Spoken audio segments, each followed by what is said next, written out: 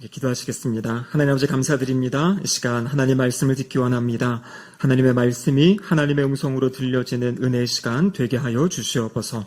성령 하나님께서 이곳 가운데 충만하게 임재하시사 우리의 영적인 눈을 밝혀주시고 영의 귀를 밝혀주시사 주의 음성 듣고 순종하는 믿음이 일어나는 복된 시간 되게 하여 주시옵소서. 설교자 입술을 주장하시사 하나님의 말씀이 온전히 선포되게 하여 주시옵소서. 예수님의 이름으로 기도드립니다. 아멘. 한 주간 잘 보내셨습니까? 아직 표정이 좀 어두우신 분들이 계신 것 같아요. 우리 옆에 계신 분과 다시 한번 이렇게 인사하시면서 웃으겠습니다. 웃도록 하겠습니다. 사랑합니다. 축복합니다. 이게 앞에 나오면은요, 우리 설교하려고 서면 성도님들 얼굴이 다 보이는데, 이렇게 웃고 밝게 계셔야지 너무 심각하게 계시면 제가 너무 긴장을 하게 돼가지고요. 그렇습니다. 여러분, 사람은 자신이 누군가, 그렇게 내가 누구인가를 인식하는 대로 어떤 태도를 보이고 행동하게 됩니다. 그래서 사람들은 그것을 알기 때문에 어떤 것을 도입하냐면 어떤 제복을 입게 하는 것이에요. 그래서 군인들 같은 경우에는 그냥 편하게 옷을 입고 있을 때와 군복을 딱 갖춰 입을 때 어떤 내가 군인이구나, 내가 어떠한 일을 해야 되는구나 라고 하면서 그 일을 이제 하게 되는 거죠. 그래서 우리 학생들에게도 예전 같은 경우는 교복을 입혀가지고 내가 학생이다라는 걸 하는데, 요즘에는 저희 아들을 보니까 이 교복도 없이 그냥 활동복이라 그래가지고 교복 자체가 없더라고요. 그래서 학교도 점점 변화되어져 가는 좀 그런 모습도 보여주기는 합니다. 어쨌거나 내가 누구인가, 내가 어떠한 존재인가, 이것을 확고하게 가지고 살아가는 것은 참으로 우리의 삶에 있어서 중요합니다. 그래서 성경에 보면 우리가 어떠한 존재인지, 하나님 안에서 어떠한 존재인지를 우리에게 말씀해 주죠. 그래서 제가 지난 시간에 나눴던 말씀이 바로 우리는 여호와께 복받은 자다. 하나님께 속해 있고 하나님의 인도하심과 하나님의 보호하심 가운데 하나님의 음성을 듣는 삶, 여호와께 복받은 자다. 그래서 우리는 언제나 그 정체성을 가지고 사는 것이에요. 나는 복 있는 사람입니다.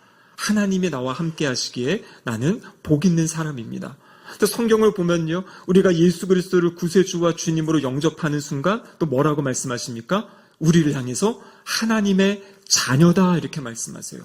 내가 하나님의 자녀이기 때문에 언제라도 아버지 대신, 우리 예수님은 하나님을 아빠라고 부르셨죠. 아빠 대신 하나님께 고백할 수 있고 기도할 수 있고 또 아버지께 의지할 수 있는 그러한 존재라는 것을 내가 하나님의 자녀다는 것 통해서 우리는 또 기억하게 되는 거죠. 성경에 보면요, 우리를 향해서 하나님의 성전이다 이렇게 말씀하세요.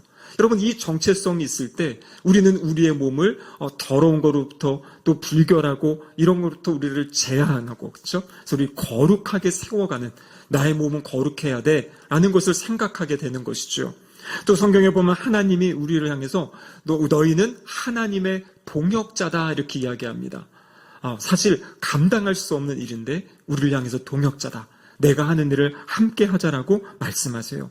우리를 향해 세상의 소금이라고 말씀하시고요, 세상의 빛이라고 말씀하시고 예수님의 제자다라고 이야기하십니다. 그래서 우리는 이러한 정체성, 내가 누구인가, 하나님이 나에게 말씀하시는 내가 누구인가를 끊임없이 기억하고요, 또 그것을 우리 마음 가운데 선포할 때 우리의 삶의 태도, 우리의 삶의 행동이 변화되어져 간다라는 것입니다. 오늘 본문에 보면 사도 바울이 자신의 정체성 한 가지를 이야기하는데요, 14절과 15절 말씀입니다. 다시 한번 읽도록 하겠습니다. 헬라인이나 야만인이나 지혜 있는 자나 어리석은 자에게 다 내가 빚진 자라. 그러므로 나는 할 수 있는 대로 로마에 있는 너희에게도 복음 전하기를 원하노라. 아멘. 그럼 여기 보면 지금 사도 바울이 자신이 어떠한 존재라고 이야기합니까? 내가 빚진 자다. 내가 빚진 자다. 이렇게 이야기합니다. 여러분, 이 당시에 이제 빚진 자라는 것은 두 가지 의미로 쓰였다 그래요. 첫 번째는 무엇이냐면 말 그대로 내가 어떤 사람에게 물질을 빌리게 됩니다. 아직 갚지 않아요. 그럼 나는 지금 빚진 상태에 있는 거죠. 경제적으로 어떤 부채를 가지고 있는 상태, 그것이 이제 빚진 자입니다. 오늘날에도 동일하게 우리가 그렇게 사용하죠. 근데 또 한 가지의 이 빚진 자의 의미는 무엇이냐면 어떤 사람이, A라는 사람이 이 C라는 사람한테 이 돈을, 물건을 전달해 주라고 저에게 이제 부탁을 한 거예요. 그래서 제가 그 물건이나 아니면 돈을 가지고 있는데 아직 이 사람에게 전달하지 못한 상태. 그래서 내가 이것을 전달해야 되는데 어떤 상황이나 환경 때문에 전달하지 못하고 있을 때 그 상태를 빚진 자다라고 그렇게 표현했다고 해요. 그러니까 오늘 본문에서 보면요, 사도 바울이 뭐라고 이야기하냐면 내가 빚진 자이기 때문에 15절에 할 수 있는 대로 너희에게도 가서 내가 복음을 전하기 원한다 이렇게 이야기합니다. 무슨 말이냐면 자신은 지금 복음을 빚진 자다, 복음의 빚진 자라고 이야기하고 있는 것이에요. 하나님께서 복음을 전하라고 사도 바울에게 주셨는데 아직 그 복음을 이곳에 전하지 못한 상태. 그렇기 때문에 나는 지금 빚졌다라는 그 마음을 가지고 지금 사도 바울이 살아가고 있는 것입니다. 여러분, 지금 사도 바울이 이 로마서를 기록할 당시는요, 3차 전도여행, 특별히 고린도 지역에 머물 때 로마에 있는 교회 성도들에게 편지를 보내는 것입니다. 근데 이 로마의 교회는 사도 바울이 개척한 교회가 아니에요. 아직 로마에 가보지 못했습니다. 근데 로마에 하나님의 사람들이 모여서 하나님의 교회를 이루고 있다라는 소식을 듣고 지금 이 로마 교회에 이 편지를 쓰는 거죠.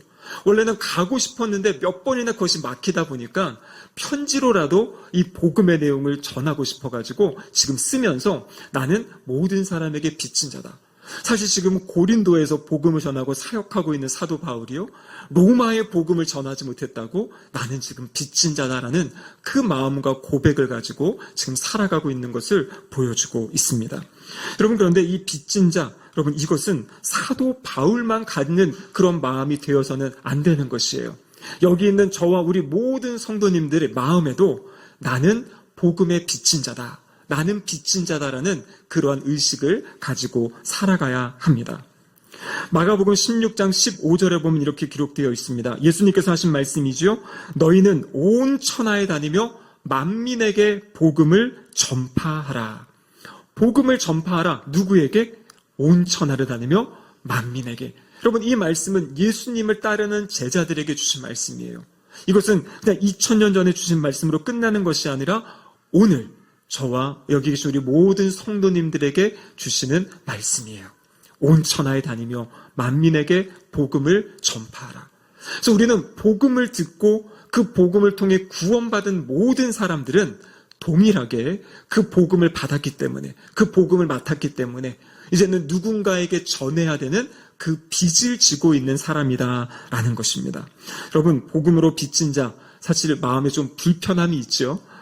빚져 있다. 이것은 뭔가 갚아야 되고 뭔가 전달해야 되는 그런 불편함이 있지만 성경에는요, 우리가 여호와께 복 받은 자로 그 복을 누리며 사는 것도 말씀하시지만 그 복을 누리는 삶의 책임도 말씀하고 계신 거예요. 그것이 바로 빚진 자, 나는 복음의 빚진 자다라는 고백입니다. 자, 불편하시겠지만 우리 한번 고백하겠습니다. 나는 복음의 빚진 자입니다. 나는 복음의 빚진 자입니다. 나는 복음의 빚진 자입니다. 한 번 더 하겠습니다. 나는 복음의 빚진 자입니다. 자, 그래서 이 빚진 자의 마음, 이 불편한 마음을 해소해드리기 위해서 저희가 10월 26일에 총동원 전도주의를 하기로 지난주에 당회에서 결정을 하였습니다.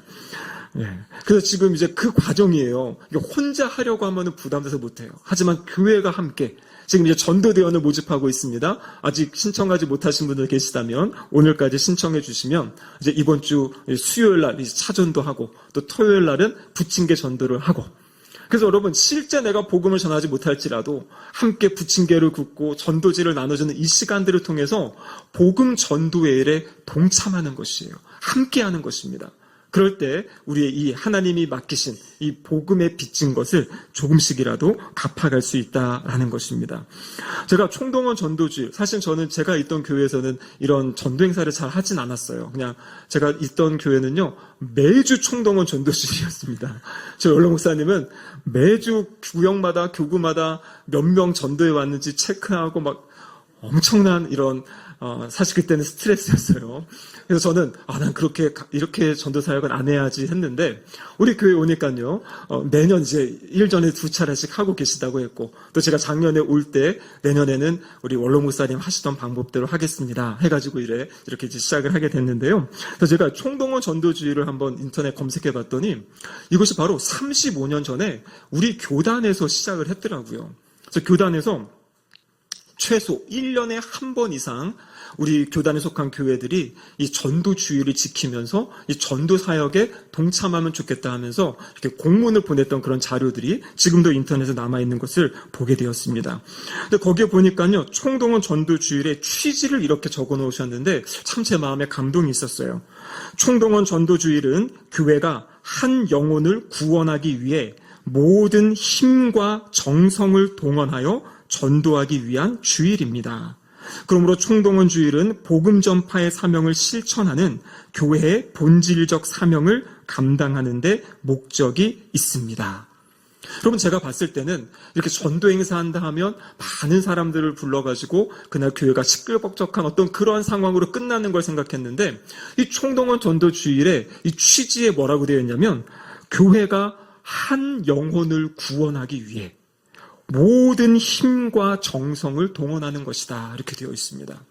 여러분, 성경에 보면요, 한 영혼이 천하보다 귀하다고 이야기하고 우리가 그렇게 이야기하고 고백하지만 실제 우리의 어떠한 삶, 우리의 사역에는 그것을 놓칠 때가 있는 것 같아요. 많은 사람들이 모이면 좋은 것 같고 또 많은 사람들이 모여서 하면 좋다 생각하지만, 물론 열심히 해가지고 많은 사람이 모이면 좋겠죠. 하지만 우리의 마음과 중심에는 이 시간들을 통해서 한 사람이라도 하나님께 돌아오고 주의 복음을 듣고 주님 앞에 나온다면 그것이 의미 있고 소중하고 가치 있는 일이다라는 것입니다. 그래서 이번에 이 전도주의를 우리가 준비하면서, 총동원 주의를 준비하면서 우리가 그런 마음을 가지면 좋겠어요. 하나님, 우리가 상반기에도 그런 시간들을 가졌고 또 그 이후에 또 우리 교회를 또 발걸음을 하시는 분도 계시는데요. 하나님, 이번에 이 총동원 전도주의를 통해서도 우리가 작정하고 또 기도하고 있는 우리 태신자분들, 전도 대상자분들 주님 앞으로 나오는 그런 은혜가 있게 해달라고 기도하시면 좋겠습니다. 그래서 이번 한 주간 기도하시면서 우리 작정서에 거기에다가 전도하실 분들 이름을 적으시고, 이제 앞으로 2달이 남아있는데요. 2달 동안 매일 기도하시면서 또 그분들을 또 지혜롭게 섬기시는 그런 과정들을 통해 이 총동원 전도주의를 통해 우리에게 맡기신 이 복음 전파의 사역을 온 교회가 함께 감당하기를 축복합니다. 자, 그렇다면 중요한 것은 우리가 이제 복음의 빛을 졌으면 복음이 무엇인지 먼저 우리 마음과 심령 가운데 있어야 되잖아요. 복음을 전한다라는 것은 내 안에 메시지가 있어야 됩니다. 내가 무엇을 전해야 될지, 어떤 내용을 전해야 될지. 오늘 본문에 보면요, 사도 바울이 로마서 1장 2절에서 4절까지 자신이 평생 붙잡고 살았던 그 복음에 대해서 이야기하고 있습니다. 로마서 1장 2절 말씀 같이 한번 읽어보겠습니다. 이 복음은 하나님이 선지자들을 통하여 그의 아들에 관하여 성경에 미리 약속하신 것이다. 자, 복음에 대한 이야기를 하는데 이 복음은 어떤 복음입니까? 하나님이 약속하셨어요. 어디 약속하셨습니까? 성경에 약속하셨습니다. 누구를 통해서? 선지자들을 통해서. 그러니까 복음은 예수님이 오셨을 때 갑자기 무엇이 시작된 것이 아니라 예수님이 이 땅에 오시기 전부터 하나님께서 선지자들을 통해서 성경에 이 복음에 대해서 그것을 기록하였다라고 이야기하고 있는 것입니다. 여러분, 우리가 잘 아는 복음, 오늘 특별히 16절, 17절에 보면 이 복음에 대해서 이야기하고 있죠. 이 복음이 모든 사람에게 구원을 주시는 하나님의 능력이 된다. 예수님의 십자가의 죽으심과 부활하심, 그 십자가의 죽으심 가운데 우리의 모든 죄를 다 씻어주시고 용서해 주셔서 우리가 이제 하나님 백성 되고 하나님 자녀 되고 하나님 나라 천국 갈 수 있는 사람이 되었다라고 이제 복음에 대해서 이야기하고 있죠. 여러분, 그런데 이것은 우리 개인으로 봤을 때 나에게 적용되는 복음의 내용이에요. 그래서 성경을 보면은요, 나 개인에 적용하기 이전에 더 큰 그림, 하나님이 행하시고 지금 하나님이 뜻하시는 더 큰 그림이 있어요. 그 내용이 바로 오늘 이제 우리가 살펴볼 3절과 4절에 나와 있는 말씀입니다. 우리 같이 한번 3절과 4절 말씀 읽어보겠습니다.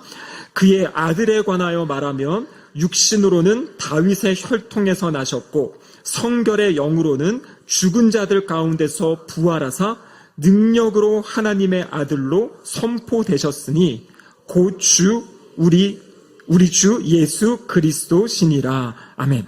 그럼 복음의 내용은 결국에 무엇입니까? 아들에 관하여 하나님의 아들이신 예수 그리스도시죠. 오늘 본문에도 보면 죽은 자들 가운데서 부활하셨다. 또 우리의 주가 되셨다. 이러한 말씀들을 통해서 우리가 가져야 될 이 복음의 핵심은 바로 예수 그리스도이심을 이야기하고 계십니다. 근데 여러분, 복음하면 이것이 무엇이요? 복된 소식이지요. 영어로도 보면 가스펠, 굿뉴스, 좋은 소식이다. 그러면은 세상 사람들에게 전할 좋은 소식, 그 좋은 소식이 무엇인가? 그런데 여러분, 이 성경이 기록될 당시에는요, 이 복음이라는 단어, 유앙겔리온이라는 단어는 원래 종교적인 단어가 아니었습니다. 이 단어는 어디에 사용되는 거냐면 정치적이고 군사적인 단어였어요. 첫 번째로 어떨 때 사용했냐면요, 우리나라 군대가 다른 나라와 싸워서 전쟁을 해가지고 승리했을 때, 그 승리의 소식을 들을 때 사람들이 이것이 유앙겔리온이다. 이것이 복된 소식이다. 그러니까 복된 소식의 내용은 뭐냐면 우리가 전쟁에서 승리했다라는 것이에요. 요즘 우리 많은 분들이 이렇게 마라톤 하시는 분들이 많은데요. 우리 마라톤 기원을 보면 그렇지 않습니까? 바로 이 아테네와 페르시아가 이 마라톤이라는 그 지역에서 전쟁을 하다가 사실 아테네가 되게 열세였거든요. 근데 전쟁을 이겼어요. 승리했어요. 그래서 그 마라톤 지역에서 아테네까지 승리의 소식을 가지고 와서 우리가 승리했습니다, 이겼습니다 하고 이제 그 사람이 죽었다는 어떤 이야기가 있는데 그 거리가 약 40km가 돼서 지금도 이제 마라톤의 거리가 뭐 42점 몇 킬로 이렇게 가는 거죠. 근데 그 소식, 전쟁에 승리했습니다. 이것이 바로 사람들이 유앙겔리온 복음하면 전쟁에 승리한 거 이걸 다 기억하게 되는 겁니다. 그 두 번째는 무슨 말이냐면 어떤 경우에 사용되냐면 어느 나라의 황제가 등극할 때 아니면 황제의 아들이 태어날 때, 그러니까 우리나라를 다스리고 통치하는 사람이 있다라는 것, 여러분 이것이 없는 것과 있는 것은 엄청난 차이지 않습니까? 그것이 기쁜 소식인 거예요. 우리 왕이 왕의 자리에 올랐습니다. 왕이 이제 우리를 다스립니다. 이것이 이 당시에 쓰여지는 기쁜 소식이다라는 것이에요. 그래서 지금 로마서의 말씀을 읽다 보면 복음 계속 나오는데요. 이 초대교회 사람들이 딱 들을 때에는 복음 그러면은 승리의 소식 그리고 왕이 즉위했다는 그러한 메시지로 들려지고 받아들여지게 된 것이에요. 근데 이러한 세상적인 정치적이고 군사적인 용어를 하나님께서 바로 이 종교적인 용어로 이렇게 차용해서 쓰게 한 것입니다. 왜냐하면 이것이 바로 복음의 실제 의미와 연관이 있기 때문이에요. 여러분 구약 성경을 보면 아까 성경을 통해 약속하셨다 그랬죠. 어떤 약속이 있습니까? 구약의 약속의 핵심은 메시아가 올 것이다라는 약속이에요. 그럼 그 메시아가 어떤 일을 합니까? 메시아가 승리할 것이라는, 싸움에서 전쟁에서 승리할 것이라는 그 약속의 말씀이 있고요. 그리고 또 그 메시아가 그 모든 전쟁을 이기고 이제 왕으로 등극할 것이다. 여러분 이것이 초대교회 당시에 특히 예수님을 따라 다녔던 제자들의 마음 가운데 있던 복음의 내용이었어요.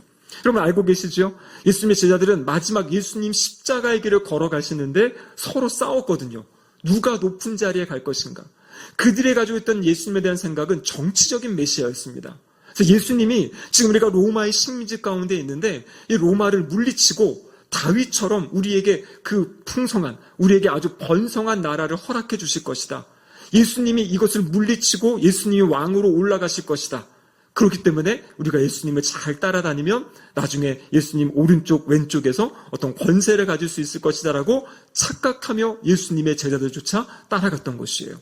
근데 왜냐하면 복음의 내용이 그것이고요. 구약에서 약속하신 내용이 바로 승리하시고 그리고 왕으로 좌정하신다. 그 내용이 구약의 약속이었기 때문입니다. 그런데 여러분 잘 보십시오. 이것이 예수님에게 사실 그대로 일어난 것이에요. 예수님이 우리가 생각하는 정치적인 메시아는 아니지만 영적으로 더 큰 하나님의 시각으로 볼 때 그 일을 행하신 겁니다. 우리가 주님의 십자가의 이야기를 할 때 여러분 십자가는 두 가지를 나타내 주는 거예요. 첫 번째는 뭐냐면 예수님의 피 흘리심으로 우리를 구원하신 사건. 그 또 한 가지 십자가의 의미는 뭐냐면요. 바로 사탄의 권세, 죄의 권세, 사망의 권세를 물리치시고 승리하신 결정적인 사건이 십자가라는 것이에요. 창세기 3장 15절에 보면 아담과 하와가 죄를 지었을 때 하나님께서 사탄에게 말씀하시죠. 여자의 후손이 너의 머리를 깨트릴 것이다. 이게 사탄의 권세를 깨트린다는 거거든요. 그 일이 어디서 일어난 것입니까? 바로 십자가 위에서 일어난 것이에요. 여러분 지금도 많은 사람들이 묶여 살고 있습니다. 어떤 죄의 권세에 묶여 살고요. 어떤 중독에 묶여가지고 어찌할 바를 모르고 살아가는 그런 시대예요.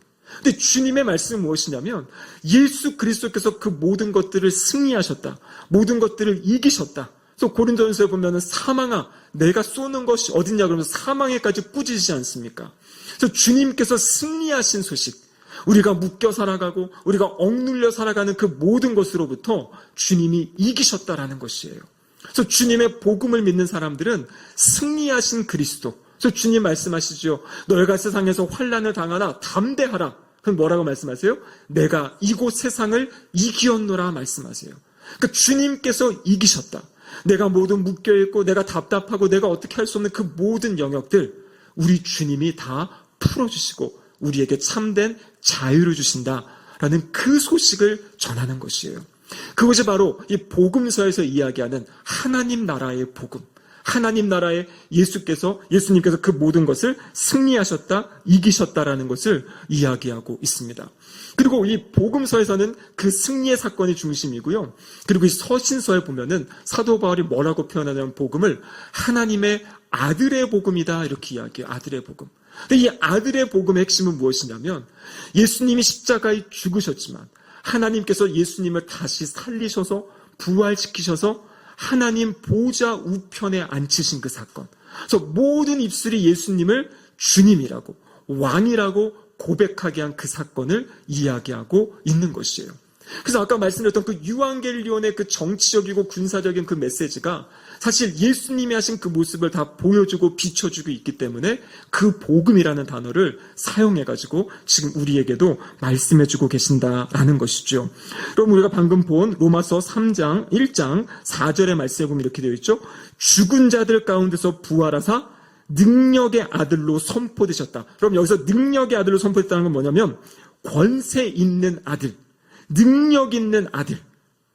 그 아들의 모습이 어떻습니까? 우리 주 예수 그리스도시니라. 여기서 말하는 주라는 것이 무엇입니까? 우리의 왕이시다.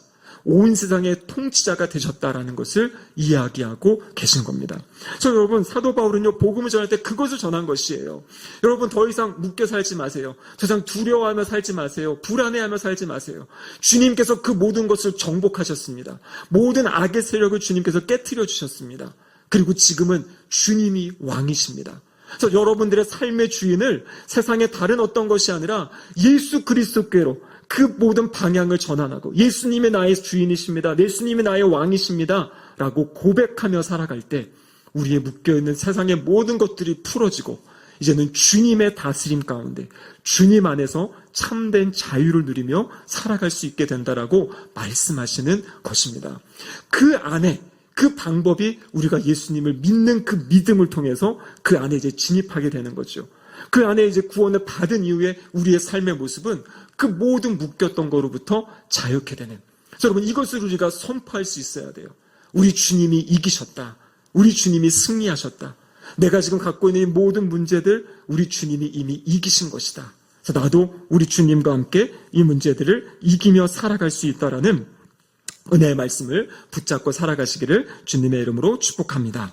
바로 이것이 우리가 전해야 될 복음의 내용이에요. 근데 여러분 이 복음을 누가 들어야 됩니까? 오늘 로마서 1장 5절의 말씀에 보면 이렇게 되어 있죠.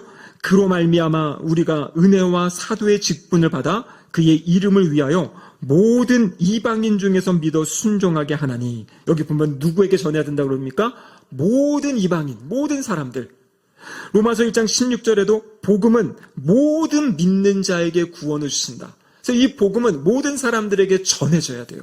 물론 그 전해진 거에 따라서 그 선택받은 그 영혼들이 복음에 반응하는 건 맞지만 우리가 해야 될 것은 모든 사람들에게 복음을 전해야 되는 것이에요.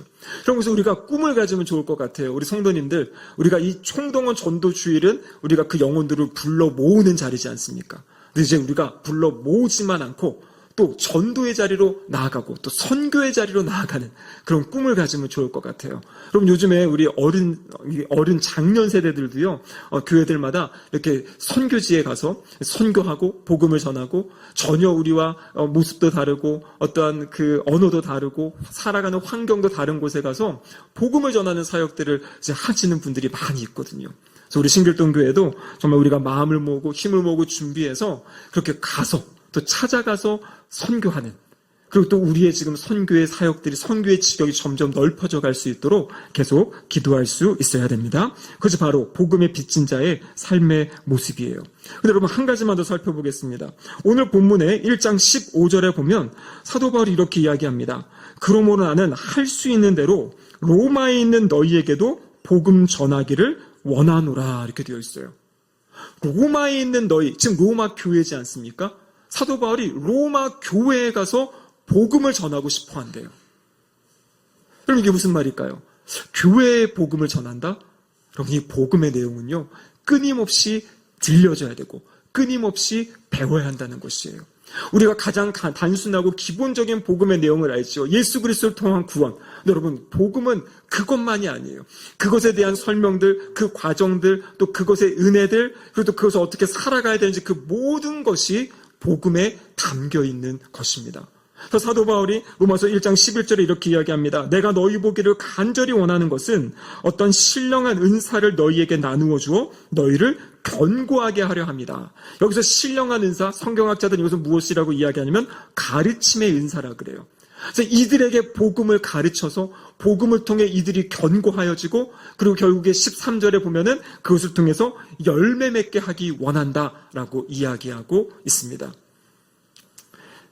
다른 말로 이야기하면 여러분 복음은요 믿지 않는 사람들에게도 전해져야 되고요. 복음은 믿는 사람들에게도 끊임없이 들려줘야 된다라는 것이에요. 로마서 15장 15절에 보면 사도 바울이 이렇게 마지막 부분에 고백하는데 한번 읽어보겠습니다. 그러나 내가 너희로 다시 생각나게 하려고 하나님께서 내게 주신 은혜로 말미암아 더욱 담대히 대략 너희에게 썼노니. 지금 로마서 1장에서 15장까지 쓰고서 내가 지금 복음에 대해서 여러분들에게 적었는데 대략 지금 간단하게 썼다. 가면은 내가 더 많은 것을 지금 이야기해야 되는데 간단하게 썼다라는 것이에요. 여러분 로마서 1장에서 12장까지 전체가 복음의 내용들이에요. 그것이 간단하다고 이야기합니다. 무슨 말이냐면요, 교회는 끊임없이 복음을 들어야 되는 것이에요. 그래서 내가 복음을 듣고 내가 복음을 알고 깨닫고 그 복음의 은혜와 감격이 내 안에 커질 때 그것을 다른 사람에게 전할 수 있는 사람이 되는 거죠. 그래서 교회를 데려오는 것뿐만 아니라 내가 데려온 그분에게 정말 복음이 무엇인지를 이야기하고 나눌 수 있는 그러한 준비가 우리에게 필요하다라는 것입니다. 그럼 지금 우리 생명의 삶 큐티책으로 큐티하시는 성도님들 많이 계십니다. 본문이 이 9월 10월의 본문이 바로 로마서입니다. 그래서 제가 앞으로 이 새생명 총동원 전도주의 전까지는 이 로마서의 말씀을 통해서 복음의 내용들을 다시 한번 나누려고 해요. 그래서 이 말씀들을 나누고 우리 안에 복음으로 충만하여지고 또 그것을 누군가에게 전할 수 있는 우리 모든 성도님들이 되기를 축복합니다. 그래서 시간 되실 때마다 이 로마서 말씀을 읽으시고 또 묵상하시고 또 말씀을 들으시고 그래서 복음으로 충만한 우리 신길동교회가 되기를, 그래서 이 9월 10월이 복음의 은혜, 복음의 능력의 역사가 나타나는 복된 시간이 되기를 주님의 이름으로 축복합니다. 아멘. 함께 기도하겠습니다. 하나님 아버지 감사드립니다. 시간 말씀을 통하여서 우리가 복음의 빚진 자임을 다시 한번 기억하게 하심에 감사드립니다. 우리가 빚진 것을 이 복음을 전함으로 갚아가는 삶이 되게 하시고 온 교회가 함께 이 사역에 동참함으로 하나님의 기뻐하시는 뜻을 이루는 우리 교회가 되게 하여 주시옵소서. 예수님의 이름으로 기도드립니다. 아멘.